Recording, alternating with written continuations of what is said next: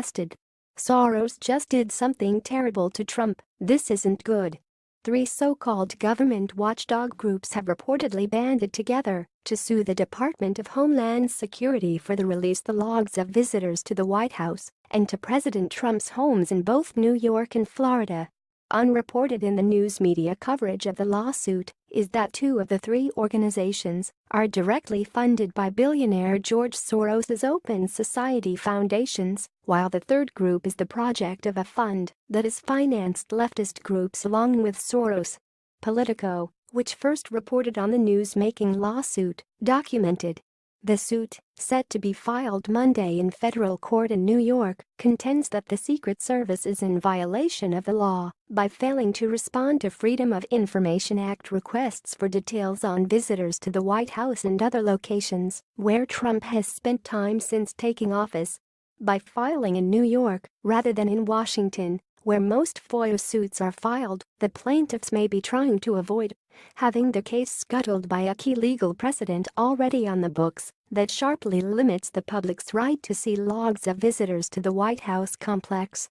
The 3 organizations that filed the complaint are the National Security Archive, the Knight First Amendment Institute at Columbia University, and Citizens for Responsibility and Ethics in Government, CREW, which Politico notes was also involved in a Bush-era lawsuit for government records.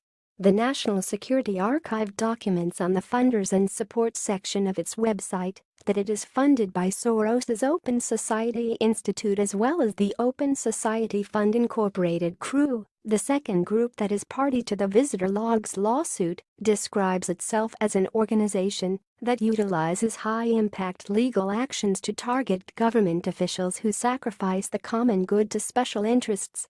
CREW, which does not publicize its donor list, has received financing from Soros's Open Society foundations. According to Discover the Networks, CREW has also been funded by the Soros-financed AIDS Foundation.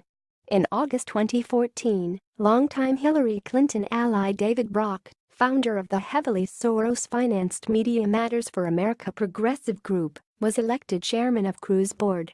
Brock departed the organization last December, but Politico reported in January that CREW is part of a network of groups for which the activist is attempting to raise $40 million to take on Trump.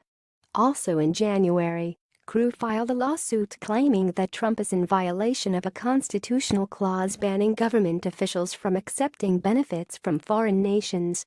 The third organization suing for the visitor logs is the Knight First Amendment Institute at Columbia University.